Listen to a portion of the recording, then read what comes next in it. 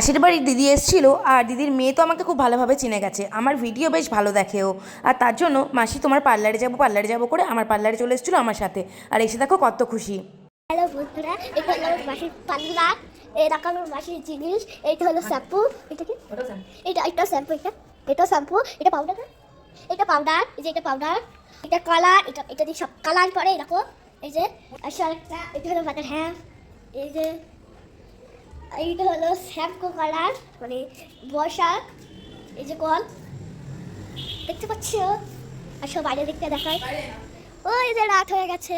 যাই হোক, একা একা পাগলের মতো বকে গেল, নিউট্রিলাইজারকে বলে দিল পাউডার, আর মাথার হ্যাভটা কী জিনিস জানি না।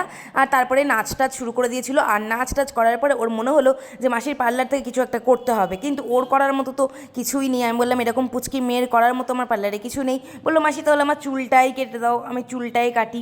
তারপরে ওর চুল কাটা আমি শুরু করে দিয়েছিলাম। আর দেখো কি দুষ্টুমি করছে চুল কাটতে বসে। ইচ্ছা হলো চুল কাটতে, কিন্তু শুধু সরে সরে যাচ্ছে আর হাসিয়ে পাগল করে দিচ্ছে আমাকে।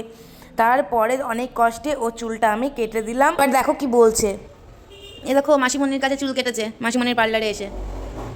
পছন্দ হয়েছে তোমার? হ্যাঁ, আমার খুব পছন্দ হয়েছে। পুরো পুতুল পুতুল লাগছে। পুতুল পুতুল লাগছে। হ্যাঁ, চুল কাটা তো হলো, এবার মুখটা তো কিছু একটা করতে হবে। মাসিমণি তো ফেসিয়াল করে দিচ্ছে না, বলছে এই বয়সে ফেসিয়াল করে না। তার জন্য ও একা একাই মেকআপ করে নিচ্ছিল। আর তারপরে ওর খিদে পেয়ে গেছিলো, কিছু তো খেতে হবে, তার জন্য খেয়ে নিচ্ছিল চপ আর সিঙ্গাড়া।